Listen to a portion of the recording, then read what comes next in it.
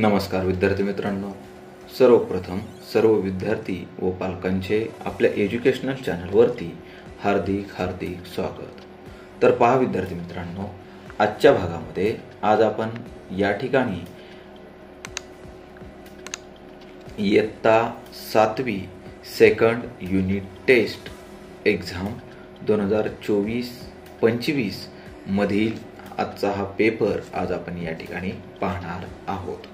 यामध्ये अनेक विद्यार्थ्यांनी second unit test 2024-25 subject mathematics या विषयामध्ये अनेक विद्यार्थ्यांनी चांगले गुण या ठिकाणी घेतलेले आहेत।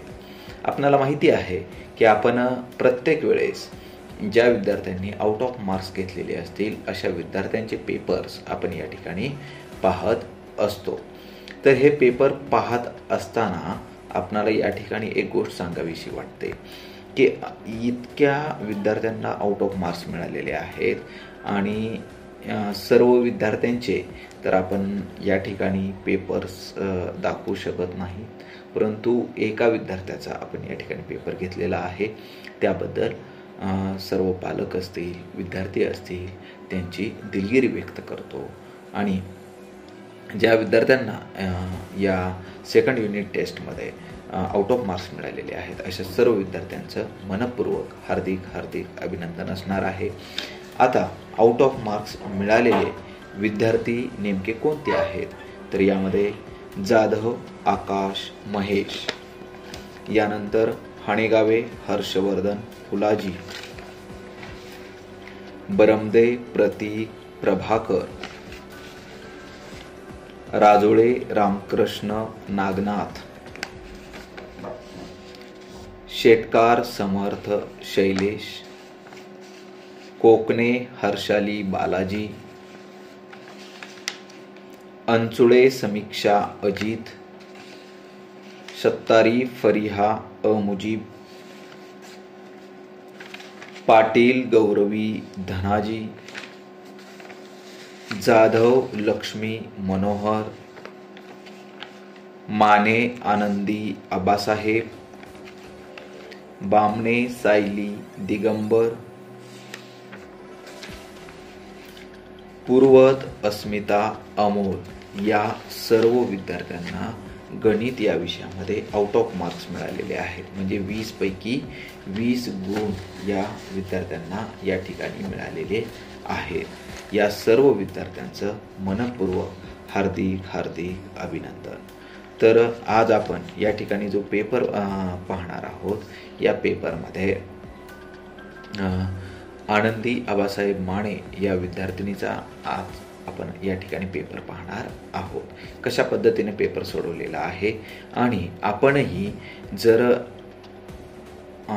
इयत्ता 7वीला आहात आणि सेकंड युनिट टेस्टची तयारी करत असाल तर हा पेपर आपल्यासाठी उपयोगी असणार आहे।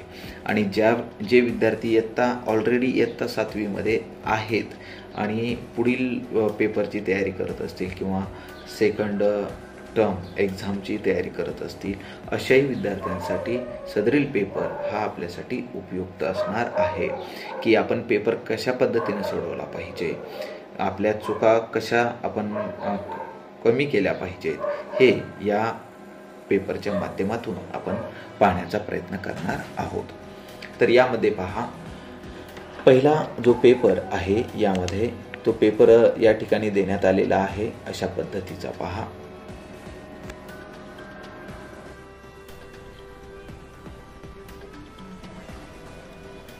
तर यामधील पहिला जो प्रश्न आहे तो आपण या ठिकाणी पाहणार आहोत। यामध्ये आपण या ठिकाणी पाहू शकतोय question number 1 A, fill in the blanks.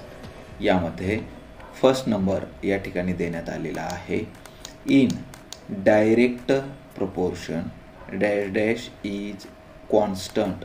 या ठिकाणी कॉन्स्टंटचं शॉर्ट फॉर्ममध्ये देण्यात आलेलं आहे CONST अशा पद्धतीनं। ओके, तर या ठिकाणी in direct proportion ratio RATIO ratio is constant. Direct प्रोपोर्शनमध्ये रेशो हा कॉन्स्टंट असतो। Second number, in inverse proportion dash dash is constant. तर याचं उत्तर असणार आहे प्रोडक्ट. इनवर्स प्रपोर्शनमध्ये प्रोडक्ट हा कॉन्स्टंट असतो. PRODUCT product. तिसरा प्रश्न, amount is equal to principal plus interest. तर या ठिकाणी जे करेक्ट आन्सर आहे ते प्रिन्सिपल असणार आहे. यानंतर fourth number, circumference of a circle. तर या ठिकाणी आपल्याला सर्कम्फरन्स ऑफ अ सर्कलचं या ठिकाणी फॉर्म्युला लिहिणं अपेक्षित होतं. या ठिकाणी आपण काय करतो पहा की याचे दोन आन्सर्स या ठिकाणी असणार आहेत. एक तर सर्कम्फरन्स ऑफ अ सर्कल रेडियसच्या बाबतीमध्ये असेल 2πr, किंवा यालाच आपण πd अशा पद्धतीनं सुद्धा, म्हणजे हे दोन्हीपैकी जर एक जरी कोणतंही जर उत्तर लिहिलेलं असेल तर हे उत्तर या ठिकाणी बरोबर असणार आहे. यानंतरचा पुढील प्रश्न, प्रश्न क्रमांक 5, यामध्ये पाय व्हॅल्यू इज, म्हणजे आता या ठिकाणी आपल्याला पायची व्हॅल्यू या ठिकाणी लिहायची होती. तर या ठिकाणी पायची जी व्हॅल्यू आहे ते 22/7 असेल, किंवा तेच आपण 3.142 अशा पद्धतीने सुद्धा या ठिकाणी लिहू शकतो. पायची व्हॅल्यू 22/7 और 3.142. यानंतरचा पुढील प्रश्न, प्रश्न क्रमांक 6, diameter. Diameter is equal to, पहा या ठिकाणी आपल्याला त्या डायमीटरचा फॉर्म्युला या ठिकाणी लिहायचा होता. Diameter is equal to 2 into radius. तर या ठिकाणी आन्सर असणार आहे radius. Diameter is equal to 2 into radius अशा पद्धतीचं या ठिकाणी आन्सर असणार आहे रेडियस. तर या ठिकाणी एकूण 6 प्रश्न फिल इन द ब्लँक्स या ठिकाणी देण्यात आलेले होते, आणि हे 6च्या 6 प्रश्न या ठिकाणी बरोबर आलेले आपण या ठिकाणी पाहू शकतो. यानंतर पुढील प्रश्न आपण पाहणार आहोत. B number, complete the following table. तर यामध्ये पहा काय दिलेलं आहे, रेडियस दिलेला आहे, डायमीटर दिलेला आहे आणि सर्कम्फरन्स या ठिकाणी दिलेला आहे. आणि पहिल्यामध्ये काय सांगितलेलं आहे पहा, रेडियस दिलेला आहे 7 सेंटीमीटर. यावरून आपल्याला डायमीटर काढायचं आहे. तर डायमीटर फाइंड आउट करत असताना आपल्याला काय करावं लागेल पहा, D is equal to 2r, म्हणजे 2 इंटू रेडियस असणार आहे. म्हणजेच या ठिकाणी diameter is equal to 2 into किती करावं लागेल, 7 करावं लागेल. 2 into 7 is equal to 14 centimetre. हे आन्सर या ठिकाणी आपलं असणार आहे. आणि सर्कम्फरन्स फाइंड आउट करत असताना circumference of a circle is equal to, आपल्याला कोणता फॉर्म्युला या ठिकाणी वापरायचे पहा, 2πr हा फॉर्म्युला आपल्याला या ठिकाणी यूज करायचा आहे. 2πr. तर हा 2πr फाइंड आउट करत असताना आपल्याला काय करावं लागेल की याच्या व्हॅल्यूज या ठिकाणी ठेवाव्या लागतील. म्हणजे 2 इंटू 22/7 इंटू 7 गेट कॅन्सल होईल, आणि या ठिकाणी काय शिल्लक राहील पहा, 2 इंटू 22 इज इक्वल टू काय येणार आहे, 44 सेंटीमीटर. हे आन्सर आपल्या या ठिकाणी करेक्ट असणार आहे. आता सेकंड नंबर काय दिलेलं आहे पहा, रेडियस आपल्याला या ठिकाणी फाइंड आउट करायचं होतं. डायमीटर दिलेलं होतं 28 सेंटीमीटर. जर डायमीटर दिलेलं असेल आणि रेडियस जर फाइंड आउट करायचं असेल तर त्यासाठी फॉर्म्युला कोणता आहे, radius is equal to diameter divided by 2. तर आपल्याला हे 28 डिवायडेड बाय 2 केल्याच्या नंतर जे काही आपला आन्सर येणार आहे ते आपला आन्सर काय येणार आहे, 14 सेंटीमीटर. म्हणजे 28 डिवायडेड बाय 2 आपल्याला या ठिकाणी करावं लागेल, म्हणजेच आन्सर येईल आपलं 14 सेंटीमीटर. यानंतर त्याचं सर्कम्फरन्स आपल्याला काढायचं आहे की ज्याचं रेडियस हे 14 सेंटीमीटर आहे. अशा वेळेस काय करावं लागेल पहा, आपल्याला या ठिकाणी रेडियस 7 सेंटीमीटर असताना सर्कम्फरन्स 44 सेंटीमीटर होतं. रेडियस डबल झालेला आहे खाल्ल्या प्रश्नामध्ये पहा 14 सेंटीमीटर. तर म्हणजे सर्कम्फरन्ससुद्धा काय होईल या ठिकाणी डबल होईल, म्हणजेच ते 88 सेंटीमीटर असणार आहे. आणि आता हे एक आपण लॉजिक या ठिकाणी लावण्याचा प्रयत्न केलेला होता, परंतु हे उत्तर शोधत असताना आपण फॉर्म्युल्याचा जरी यूज केला 2πr असेल किंवा πd या दोघांपैकी कोणताही फॉर्म्युला जर आपण यूज केला तरीसुद्धा आपल्याला हे उत्तर येणार आहे 88 सेंटीमीटर. यानंतरचा पुढील प्रश्न या ठिकाणी 3rd नंबर. रेडियस आपल्याला या ठिकाणी फाइंड आउट करायची होती, डायमीटर फाइंड आउट करायचं होतं. सर्कम्फरन्स आपल्याला या ठिकाणी दिलेला आहे 616 सेंटीमीटर. पहा सर्कम्फरन्स काय दिलेला आहे 616 सेंटीमीटर. तर यावरून आपल्याला काय करावं लागेल पहा सुरुवातीला की आपल्याला रेडियस फाइंड आउट करावं लागेल. तर आपल्याला हाच फॉर्म्युला आपण या ठिकाणी लक्षात ठेवायचा आहे. Circumference is equal to 2πr.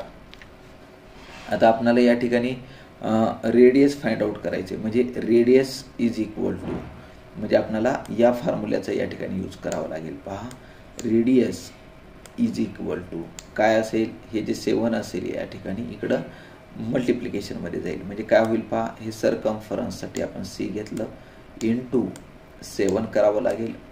Circumference into 7 divided by या ठिकाणी हे 2 इंटू 22 असणार आहे अशा पद्धतीचं. म्हणजेच आपणाला या ठिकाणी याच्यामध्ये व्हॅल्यू जर आपण या ठिकाणी ठेवली 616 इंटू 7 डिवायडेड बाय 2 इंटू 22 हे काय होईल पहा या ठिकाणी.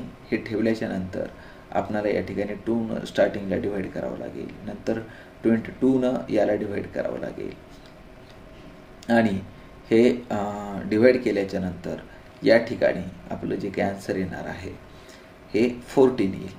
ओके, मग आता या ठिकाणी काय होईल 14 इंटू 7 14 7 काय येणार आहे आपला आन्सर 98 येईल. 14 7 98. आणि आता रेडियस फाइंड आउट केल्याच्या नंतर डायमीटर आपल्याला या ठिकाणी फाइंड आउट करता येणार आहे. Radius is equal to 98 centimetre आणि diameter is equal to radius into 2 म्हणजे 98 इंटू 2 केल्याच्या नंतर आपलं उत्तर या ठिकाणी 196 सेंटीमीटर येणार आहे. त्याचप्रमाणे या ठिकाणी अशाच पद्धतीचा एक प्रश्न दिलेला आहे. रेडियस आपल्याला फाइंड आउट करायचे, डायमीटर फाइंड आउट करायचे आणि सर्कम्फरन्स आपल्याला या ठिकाणी देण्यात आलेला आहे. सर्कम्फरन्स या ठिकाणी 72.6 सेंटीमीटर दिलेला आहे. सेम तोच फॉर्म्युला आपल्याला या ठिकाणी यूज करायचा आहे. आता या ठिकाणी जर समजा आपण डायमीटरचं फाइंड आउट करायचा प्रयत्न केला किंवा डायमीटरसाठी फक्त काय येणार आहे तो वेगळा फॉर्म्युला येईल, फक्त बाकी काही येणार नाही. म्हणजे πd असेल आणि डायमीटर इज इक्वल टू म्हणजे या ठिकाणी रेडियसच्या ऐवजी आपण जर डायमीटर घेतलं तर डायमीटर इज इक्वल टू काय येणार आहे सर्कम्फरन्स इंटू 7 डिवायडेड बाय 22 येणार आहे. म्हणजेच या ठिकाणी आपण जर 22 डिवाइड केलं 22 या 72.6 तर या ठिकाण आपलं म्हणजे जे काही आन्सर येईल पहा 7 आपण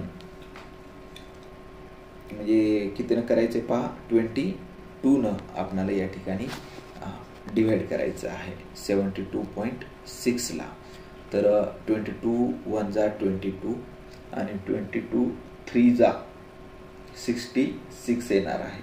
म्हणजे 72 मधनं आपल्याला 66 मायनस केल्यानंतर आन्सर येईल 6. आता हे पॉइंटला पॉइंट या ठिकाणी द्यावा लागेल आणि पुढचं जे 6 आहे ते आपण खाली घेऊया. म्हणजे काय होईल तयार होणारा नंबर जो आहे तो 66 होईल आणि परत 22 3 हे 66च होणार आहे. म्हणजेच या ठिकाणी काय होईल 3.3 इंटू 7 होईल. 3.3 इंटू 7 केल्याच्या नंतर आपलं जे काही आन्सर येणार आहे ते 23.1 सेंटीमीटर हे येणार आहे.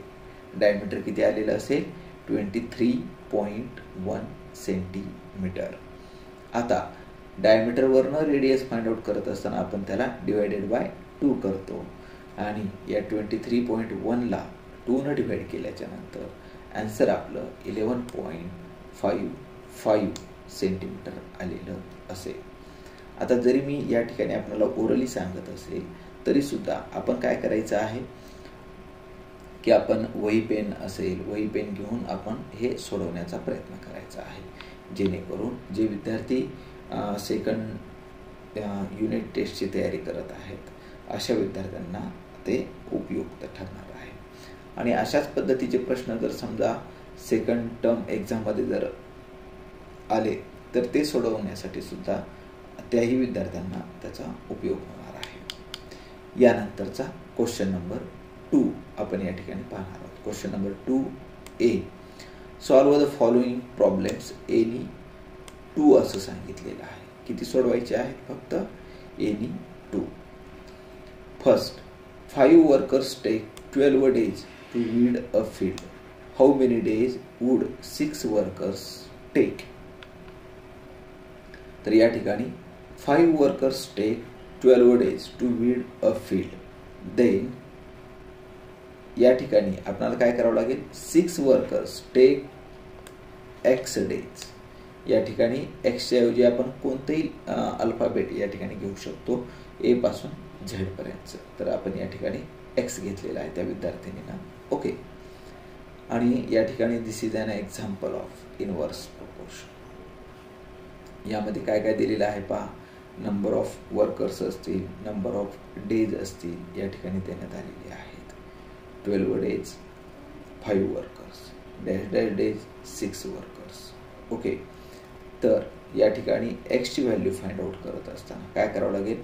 12 into 5 डिवायडेड बाय 6. 6 1 जा 6, 6 2 जा 12.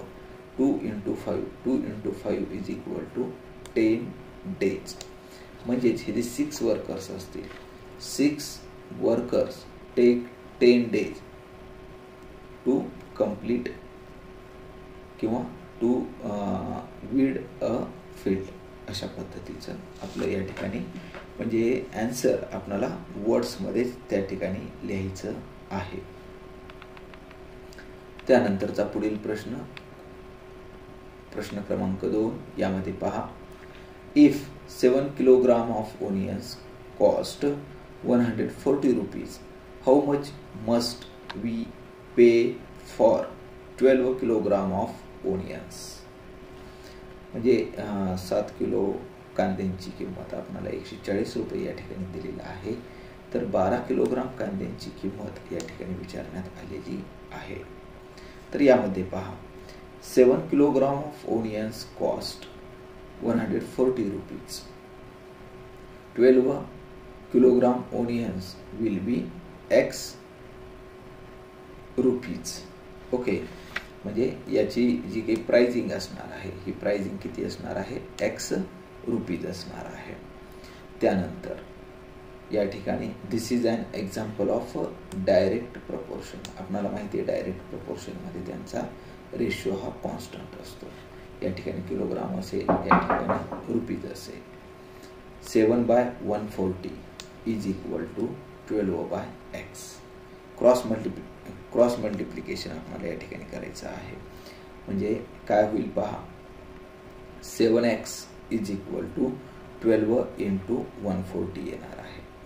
नंतर x ची व्हॅल्यू फाइंड आउट करण्यासाठी काय करावं लागेल? x is equal to 12 into 140 divided by 7 करावं लागेल. 7 1 जा 7, 7 2 जा 14, 0:0.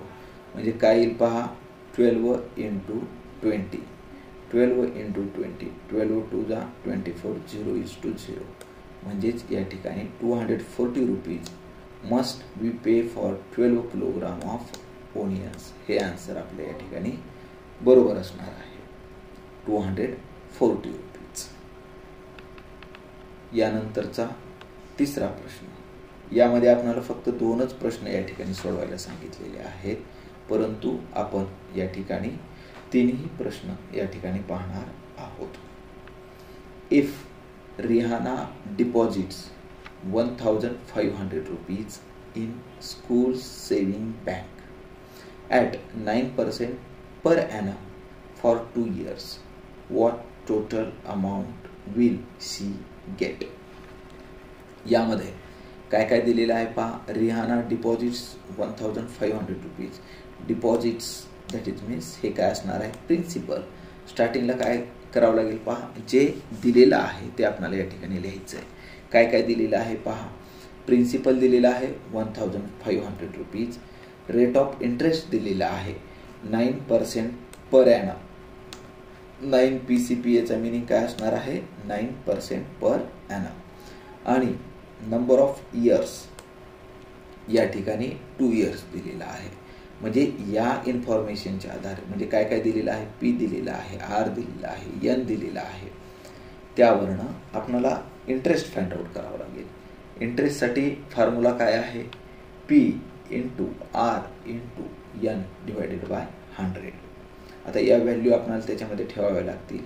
1500 इंटू 9 इंटू 2 डिवायडेड बाय 100 अशा पद्धतीने असणार आहे. 0 0 0 0 get cancel. Remaining 15 into 9 to the 18. 15 into 18 is equal to answer येणार आहे 270 रुपीज. हे त्याचं इंटरेस्ट असेल. म्हणजे बँक 1500 रुपीजवरती 270 रुपीज इंटरेस्ट पे करणार आहे. तर आपल्याला या ठिकाणी अमाऊंट फाइंड आउट करायचं आहे. म्हणजे अमाऊंट इज इक्वल टू कोणता फॉर्म्युला आहे पहा, principal plus interest. Principal plus interest. Principal आहे 1500 रुपीज प्लस 270 रुपीज.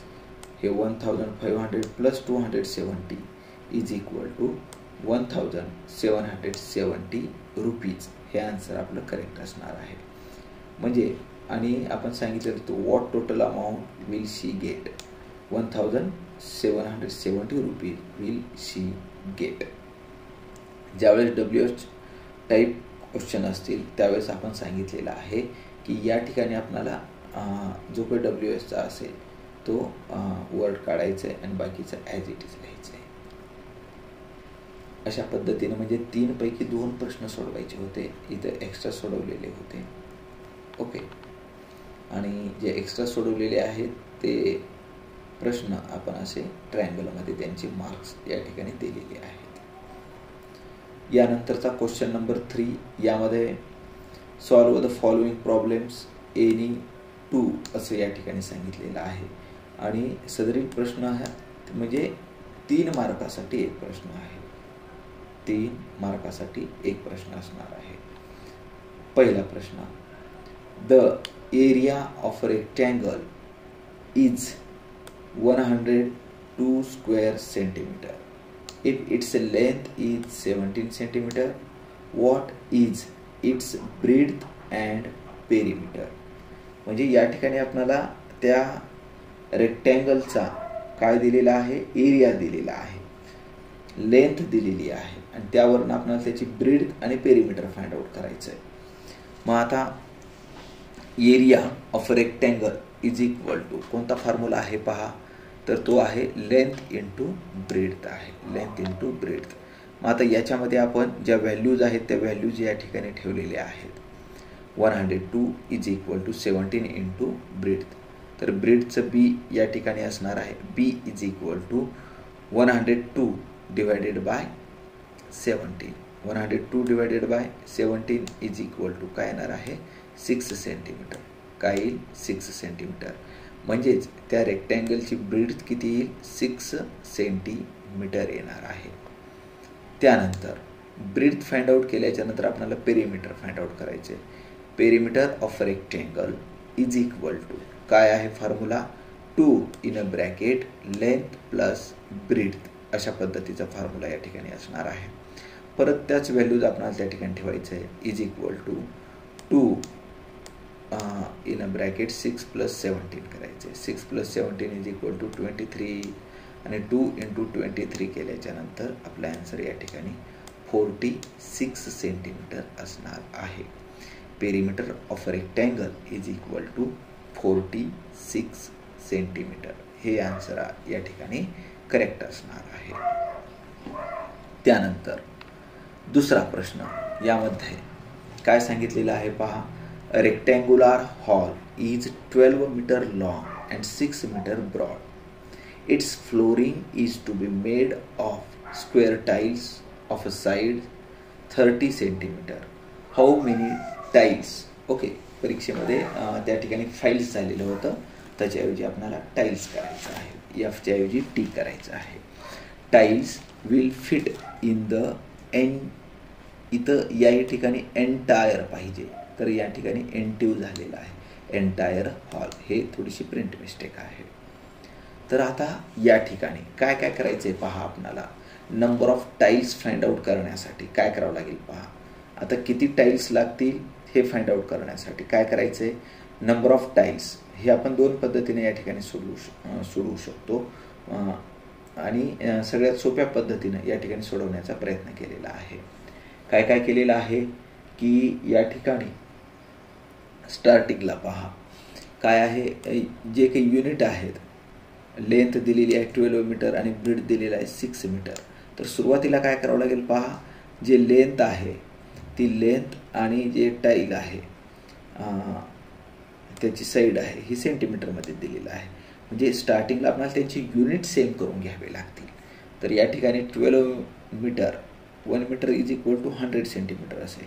म्हणजे 12 मीटर इज इक्वल टू काय असणार आहे, 1200 सेंटीमीटर असेल आणि 6 मीटर बरोबर 600 सेंटीमीटर असणार आहे.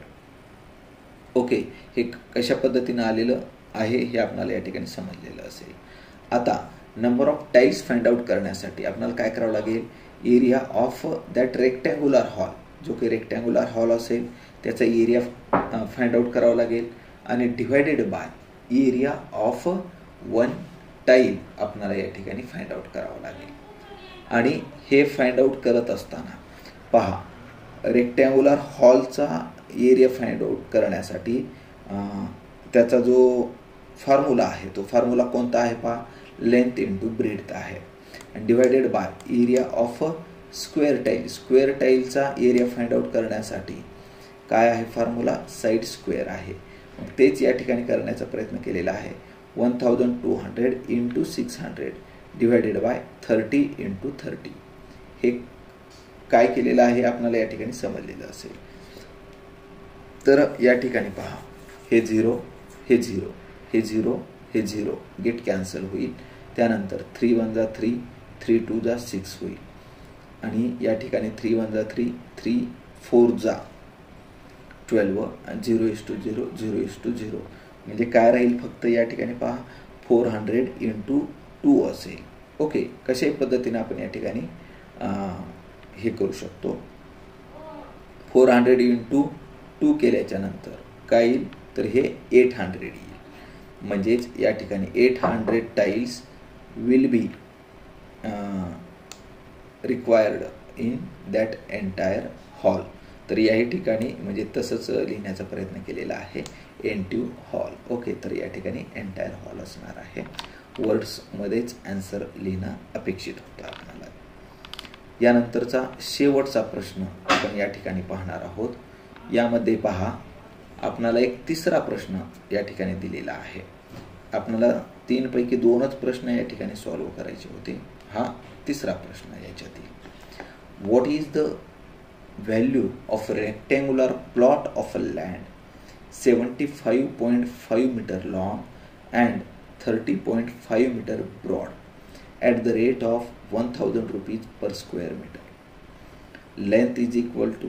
आता या ठिकाणी आपल्याला ते सोल्युशन दिलेलं आहे, कशा पद्धतीने आपण हे एक्झाम्पल सोडवणार आहोत ते. Length is equal to 75.5 metre आणि ब्रीड्थ दिलेली आहे 30.5 मीटर. आणि फॉर्म्युला लिहायचा होता आपल्याला या ठिकाणी, area of a land is equal to length into breadth, length into breadth. तर या ठिकाणी बी लिहिणं अपेक्षित होतं आणि तेही स्मॉल लेटर बी. आता यांच्या व्हॅल्यूज आपल्याला या ठिकाणी ठेवाव्या लागतील. लेंथ किती आहे 75.5 इंटू ब्रीड्थ आहे 30.5. हे कॅल्क्युलेशन्स आपल्याला या ठिकाणी करायचे आहेत. हे आता कॅल्क्युलेशन्स करत असताना काय करायचं पहा, स्टार्टिंगला आपण 75.5च्या ऐवजी 755 5 आपण या ठिकाणी घ्यायचं आहे आणि त्याच पद्धतीनं 30.5च्या ऐवजी 305 घेऊन आपल्याला मल्टिप्लाय करायचं आहे. त्यानंतर हे मल्टिप्लिकेशन काय येणार आहे पहा. तर हे मल्टिप्लिकेशन अशा पद्धतीचं येईल 2,30,275 येणार आहे. मग आता या डेसिमल पॉईंटच्या पुढे एक डिजिट आहे आणि या पुढे एक डिजिट आहे. 1 + 1 2 डिजिट्स होतील. म्हणजे आपणाला राईट टू लेफ्ट 2 डिजिट नंतर डेसिमल पॉईंट या ठिकाणी द्यायचा आहे. म्हणजेच या ठिकाणी जे काय आन्सर येणार आहे हे आन्सर काय येईल 2302.75 स्क्वेअर मीटर या ठिकाणी त्याचा एरिया येणार आहे. हा एरिया आल्याच्या नंतर आपणाला त्याचा रेट फाइंड आउट करायचा आहे. रेट काय सांगितलेला आहे 1000 रुपीज पर स्क्वेअर मीटर आहे. म्हणजेच या ठिकाणी आपल्याला 2302.75 × 1000 करायचं आहे आणि हे मल्टिप्लिकेशन केल्याच्या नंतर जे काही आन्सर आलेलं असेल हे आन्सर पहा. Total rate of a land काय आलेलं आहे 23,02,750 रुपीज हे आन्सर या ठिकाणी करेक्ट आलेलं असणार आहे. 23,02,750. तर अशा पद्धतीनं हा जो पेपर आहे हा पेपर आपण या ठिकाणी सविस्तरपणे पाहिलेला आहे. नेमका पेपर कशा पद्धतीनं सोडवायचा, पेपर कसे सोडवल्यानंतर आपल्याला हे मार्क्स भेटणार आहेत. या पेपरचं एक वैशिष्ट्य जर आपण या ठिकाणी पाहिलं तर सर्वच्या सर्व प्रश्न या ठिकाणी बरोबर आलेले आपल्याला या ठिकाणी दिसत आहेत. ओके, तर अतिशय चांगल्या पद्धतीनं या ठिकाणी सोडवण्याचा प्रयत्न या ठिकाणी केलेला आहे. त्याच पद्धतीने अगोदर ज्या ज्या विद्यार्थ्यांची आपण नाव घेतलेले त्याही विद्यार्थ्यांनी अतिशय चांगल्या पद्धतीने पेपर या ठिकाणी सोडवण्याचा प्रयत्न केलेला आहे. सर्व विद्यार्थ्यांचं या ठिकाणी मनपूर्वक हार्दिक अभिनंदन असणार आहे. आणि काही असे विद्यार्थी आहेत की त्या विद्यार्थ्यांना काही छोट्याशा अडचणीमुळे त्यांचे मार्क्स 19 वरतीच आहेत, म्हणजे 1 गुण त्यांना कमी मिळालेला आहे. अशा विद्यार्थ्यांनी पुढील परीक्षेमध्ये चांगली तयारी करून पैकीच्या पैकी गुण घेण्याचा प्रयत्न करायचा आहे. निश्चितपणे सदरील व्हिडिओ आपल्याला आवडलेला असेल.